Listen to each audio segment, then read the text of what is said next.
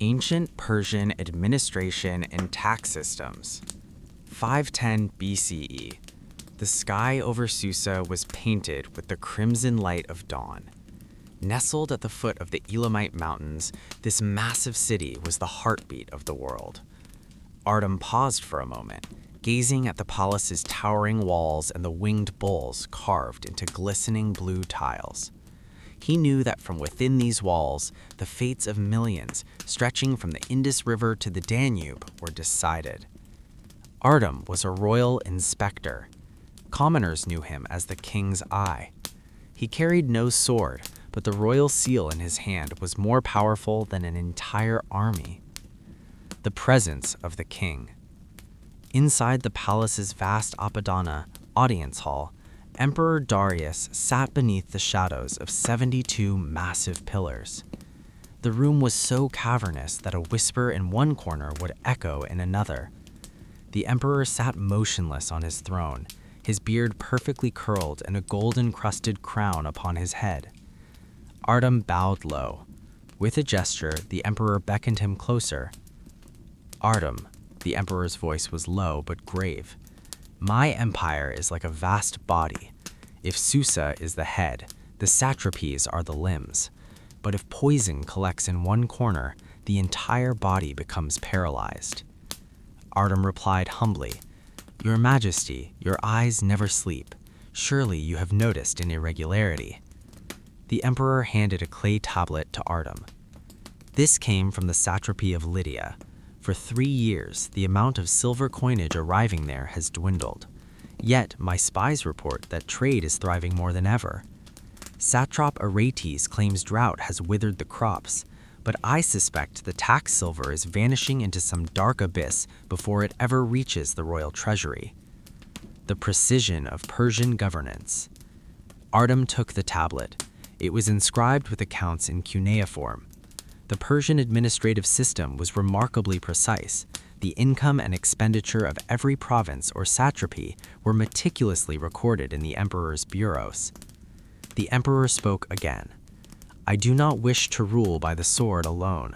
I desire order.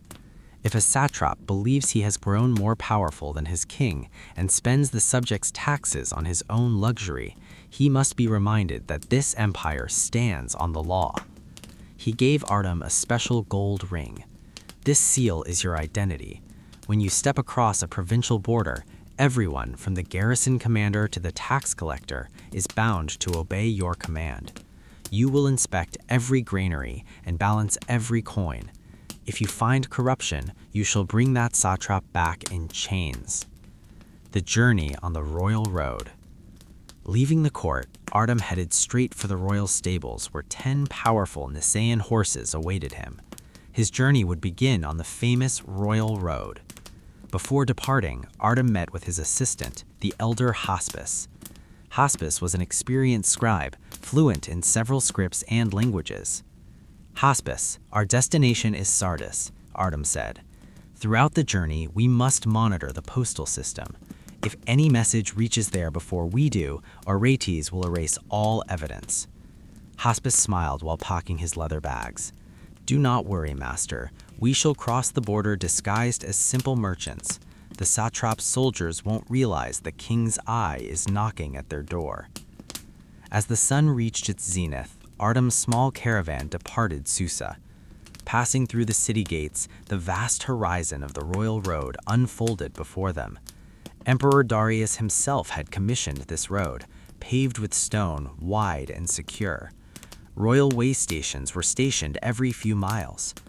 Artem halted his horse and looked back one last time. The grandeur of Susa was slowly shrinking. He knew the coming months would bring dust, conspiracy, and perhaps death.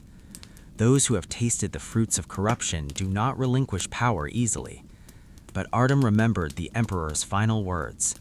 When a farmer gives a portion of his hard-earned harvest as tax, he expects the king to provide security. To betray that trust is to invite the fall of Persia. Kicking up dust, the horses galloped toward the northwest. Thus began the first step of a great administrative war. 7 days have passed since the departure from Susa. Artem and his small party are now at the foothills of the Zagros Mountains. Stretched out before them is the Royal Road, the artery of the Persian Empire. Emperor Darius designed this road such that, while an ordinary traveler might take 3 months, royal messengers can traverse 1,500 miles in just 7 days. Artem halted his horse and looked at a stone pillar by the roadside. Each royal milestone bore distances and directions to the nearest inn, inscribed in cuneiform. Haspus pulled up alongside Artem, wiping his dust-covered face. "My lord, this road is a marvel. The Assyrians and Babylonians built great empires before us, but they never conceived of such seamless communication. A station every 20 miles, stables, inns, and armed guards. The emperor truly knew how to hold the land together." Artem nodded. "Communication is power, Haspus. If news fails to reach the capital in time, a satrap sitting at the fringes begins to fancy himself an independent king." The shadow and the post house. By late afternoon, they reached a post house, part of the Persian postal system known as the Puridazish. Here, a relay of messengers is always ready. Their duty is to carry letters bearing the royal seal from one station to the next. They reach the next station before their horses tire, swap for fresh mounts, and gallop on. Disguised as a simple merchant, Artem sat down to rest.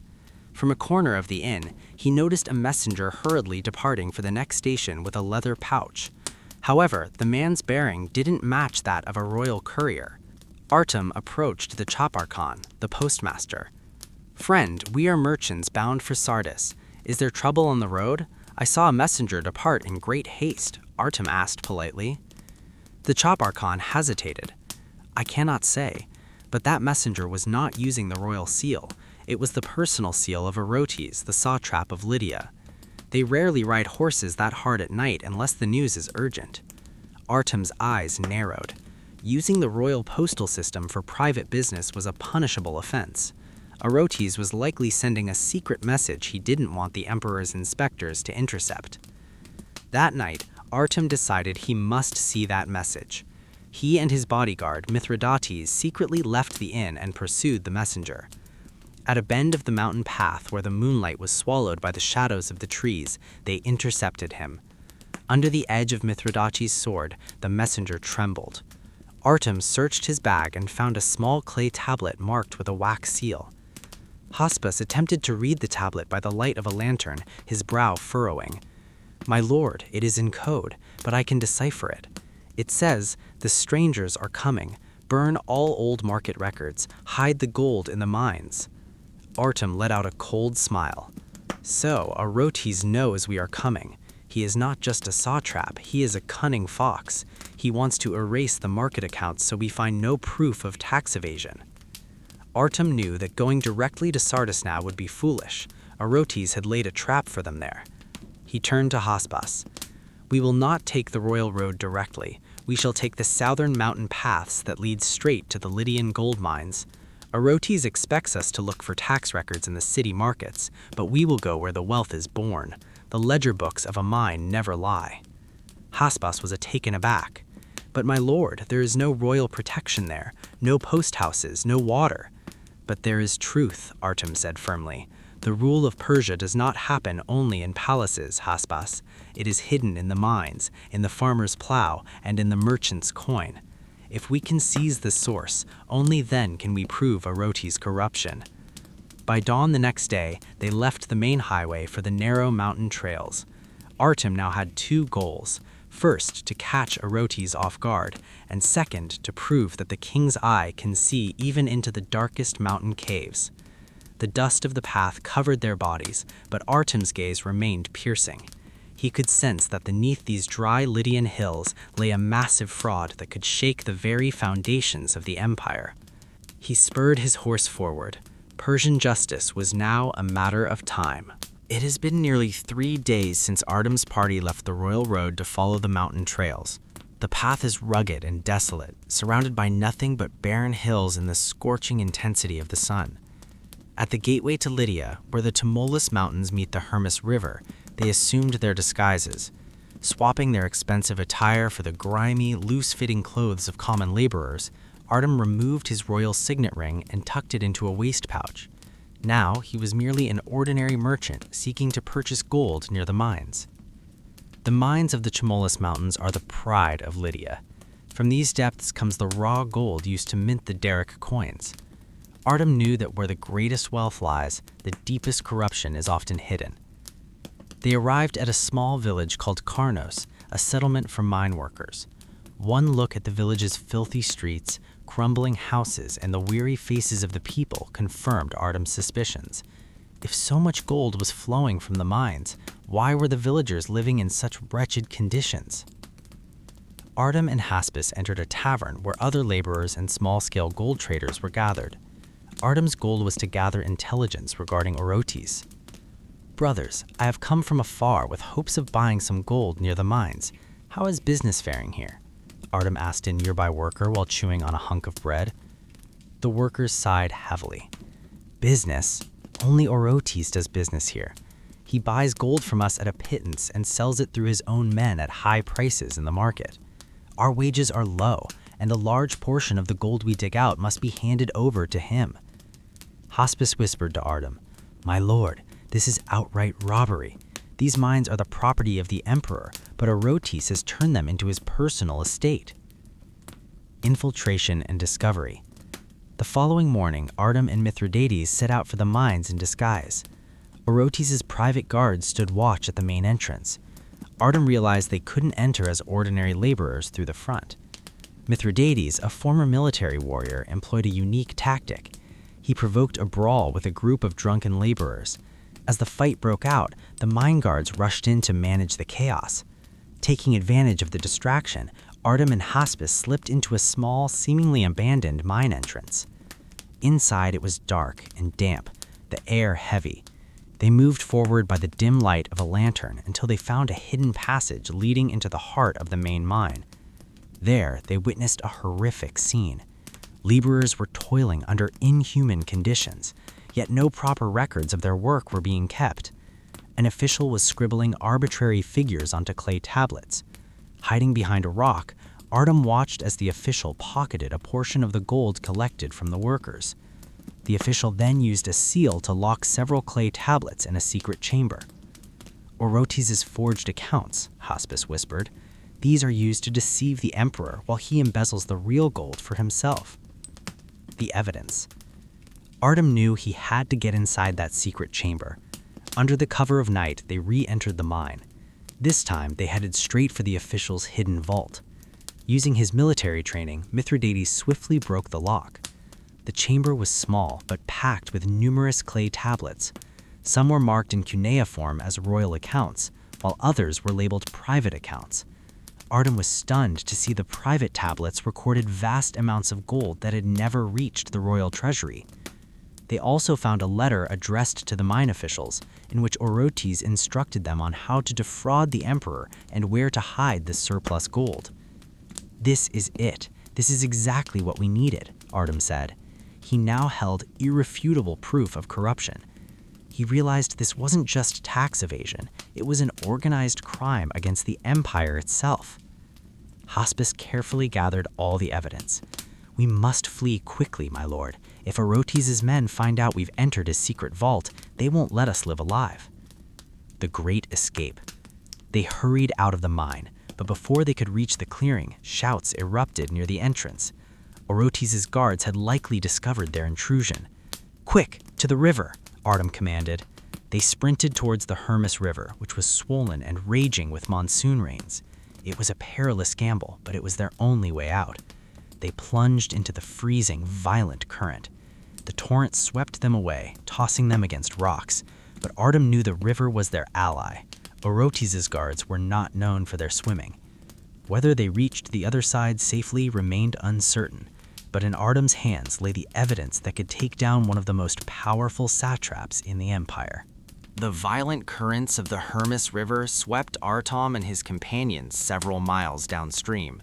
When they finally scrambled onto the bank, they were exhausted, soaked, and covered in mud. However, the leather pouch tied tightly to Artem's waist was secure. Inside lay the documents that would be Orotes' undoing. Wasting no more time, they headed toward the city of Sardis, but this time they did not go in disguise. Artam knew that now was the time to reveal his identity with boldness. The arrival at Sardis. Sardis was the capital of Lydia and one of the most prosperous cities in Asia. Its high, impregnable walls and magnificent markets were symbols of Persian grandeur. Upon reaching the city's main gate, Artam drew his royal seal. "I am Artam, the Emperor's special inspector. Clear the way and summon the garrison commander." His grave voice struck fear into the guards. The power of the royal seal was absolute. No ordinary sentry dared to ignore it. A tense atmosphere hung over the city. Oroetes had received word that some men had escaped from the mines, but he never imagined that the king's eye himself would be knocking at his door. The confrontation. Oroetes was sitting on his palace balcony, drinking wine. When Artam stepped before him, a forced smile spread across the satrap's face. "Ah, Artam, what brings you so far from Susa? Has the emperor grown impatient for my news?" Oroetes asked mockingly.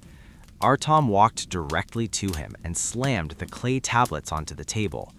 "The emperor is not impatient for news, Oroetes. He is impatient for the truth, and these tablets speak the truth you tried to hide in the darkness of the mines." Oroetes' face turned pale, but he was not a man to surrender easily. "These are forgeries. You are conspiring against me. Guards, seize him." The decree of the king. Oroetes' personal bodyguards stepped forward, swords drawn, but Artam knew that Persia's true strength lay in its administrative discipline. He pulled a special royal decree from his pocket. "Stop," Artam commanded. "I am the direct representative of Emperor Darius. This decree states that if any satrap rebels or defies the king, the soldiers under him must show their loyalty to the emperor. Anyone who supports Oroetes now will have their entire family branded as traitors." A murmur broke out among the guards. Persian soldiers were fiercely loyal to the emperor. They knew Oroetes was a temporary ruler, but the emperor was eternal. One by one, the guards lowered their swords. Oroetes stood alone. Justice served. Oroetes was bound in chains. Artam sealed the treasury of Sardis and appointed a trusted official to take interim charge. The common people of Lydia who had endured Oroetes' tyranny for years hailed Artam as a savior.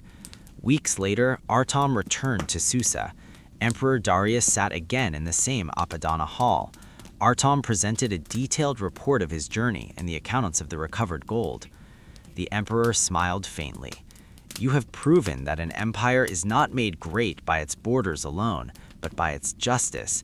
Oroetes thought distance would protect him from the king's hand, but he forgot. The law of Persia travels faster than the wind. The lesson of history. The story concludes with an elderly Artam reminiscing to his grandsons. "Know this," he told them, "neither gold nor silver protects an empire. It is protected by an honest ledger and a just ruler. The day the king's eye goes blind and the tax collector becomes a thief, that is the day the fall of Persia begins." The disciplined administrative system of ancient Persia continues to teach us today that good governance is the true foundation of a state. How did you like the story? Would you like to hear a new tale about another aspect of ancient Persia, such as their navy or their religion?